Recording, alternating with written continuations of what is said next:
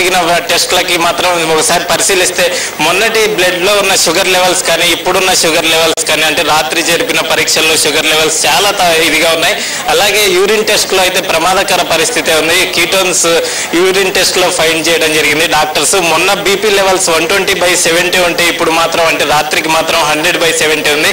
అలాగే pulse rate ఏదైతే ఉందో మొన్న 64 ఉన్నది ఇప్పుడు 60కి చేరుకుంది. బ్లడ్లో ఉన్న షుగర్ లెవెల్స్ 72 mg ఉన్నది ఇప్పుడు అంటే రాత్రి మాత్రం 66 mgకి వచ్చింది. యూరిన్ రిపోర్ట్లో మాత్రం కీటోన్స్ ఫైండింగ్ చేయడం జరిగింది. ఇదే పరిస్థితి కొనసాగితే ముందుగా కిడ్నీకి ఆ తర్వాత గుండెకు ప్రమాదం అని చెప్పి డాక్టర్లు చెప్పడం జరిగింది. అయితే దీనికి సంబంధించి హెల్త్ కండిషన్కు సంబంధించి మనతో మాట్లాడటానికి ఏపీఐసి మాజీ చైర్మన్ రాంబాబు గారు ఉన్నారు.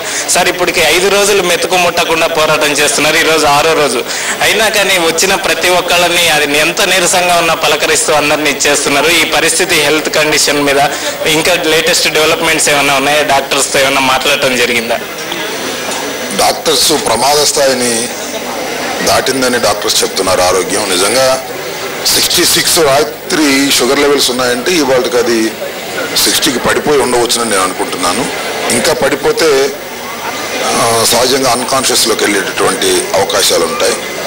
బీపీ లెవెల్స్ కూడా 70కి 104కి రాత్రి చూశారు. ఇంకా కూడా తగ్గి ఉండవచ్చును. త్వరితంగా చివరి క్షణాల్లో ఇంకా డిక్రీజ్ అయ్యే పరిస్థితి కనిపిస్తూ ఉన్నది. ఏది ఏమైనా మానసికంగా చాలా బలంగా ఉన్నటువంటి వ్యక్తి కాబట్టి నేను అనుకున్న ప్రకారం ప్రకటించిన ప్రకారం చేయాలనేటువంటి ఒక పట్టుదలతో, ఒక విధంగా మొండి పట్టుదలతో చేస్తున్నటువంటి దీక్ష ఆరోగ్యానికి చాలా ఇబ్బందికరాన్ని కలిగించేటటువంటి పరిస్థితులు ఉన్నప్పటికీ కూడా దాన్ని కొనసాగించాలని, ఏదైతే ప్రకటించామో అది పూర్తి చేయాలనేటువంటి పట్టుదలతో ముందుకు సాగుతున్నటువంటి వ్యక్తి. చాలామంది అయితే విరమించమని కళ్ళనీళ్లు పెట్టుకుని ఏడ్చిన వాళ్ళు కూడా ఉన్నారు ఇక్కడ ప్రాంగణంలో, మహిళలైతే. అయినప్పటికీ కూడా అది పూర్తిగా రేపు సాయంత్రం దాకా కొనసాగించాలనేటువంటి పట్టుదలతో ఉండడం జరిగింది. ప్రభుత్వం నుంచి కూడా అనుకున్నటువంటి స్పందన లేకపోవటం చాలా దురదృష్టకరంగా అందరూ భావిస్తున్నారు. ఎవరైనా నిరాహార దీక్ష చేసినప్పుడు వారి ఆరోగ్య పరిస్థితి ఎలా ఉంది అని ఒక బాధ్యత గల ప్రభుత్వం వచ్చి సంప్రదించి మీరు విరమించండి అని. అఫ్కోర్స్ జగన్మోహన్ రెడ్డి గారు విరమించకపోవచ్చు, అది వేరే విషయం.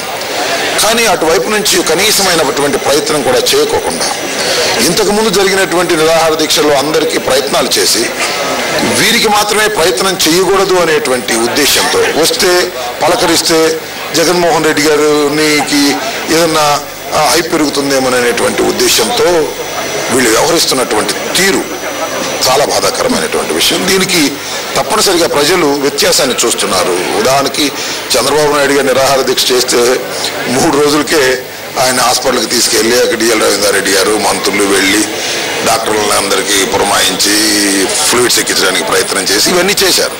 సరే, ఆయన చివరికి ఏదో జాతీయ నాయకులు వచ్చిన తర్వాత విరమించడం జరిగింది అనుకోండి. వాళ్ళు ఏదో వస్తే మంత్రులు వస్తేనో లేదా ప్రభుత్వ ప్రతినిధులు వస్తేనో విరమిస్తారని కాదు. కానీ ఒక సమస్య పట్ల, ప్రజల సమస్య పట్ల, ముఖ్యంగా డాక్టర్ వైఎస్ రాజశేఖర రెడ్డి గారు ప్రవేశపెట్టినటువంటి ఫీజు రియంబర్స్మెంట్ బకాయిలు పూర్తిగా చెల్లించాలని, విద్యార్థులకు భరోసా కావాలని కడుపు మార్చుకుని ఆయన తనయుడే మరణించిన తర్వాత చేస్తుంటే కనీసం పట్టనట్టుగా, చూసి చూడనట్టుగా వ్యవహరిస్తున్నారు. లోపలైతే ఆలోచిస్తున్నారు. ఒక రాజకీయాలు చేస్తున్నారు. దీనిలో కూడా రాజకీయంగా దీనిలో వెళితే తప్పు ఉద్యమం, రైట్ ఉద్యమం అంటున్నారు తప్ప ఒక మానవీయ కోణాన్ని ఆలోచించలేని దౌర్భాగ్యమైన పరిస్థితిలో ఈ ప్రభుత్వం ఉండటం చాలా దురదృష్టకరంగా నేను భావిస్తా ఉన్నాను. అలాగే రాష్ట్ర ప్రభుత్వం వ్యవహరిస్తున్న తీరుపై ఇక్కడ ఉన్న ప్రతి ఒక్కళ్ళు కూడా తీవ్రంగా మండిపడుతున్నారు. దీనికి సంబంధించి అంటే రాష్ట్ర ప్రభుత్వం 5 రోజులుగా, ఇప్పటికి 5 రోజులు పూర్తయింది. దాదాపు 120 గంటల పాటు మెతుకు ముట్టకుండా పోరాటం చేస్తున్నా ఇంతవరకు రాష్ట్ర ప్రభుత్వం స్పందించకపోవడం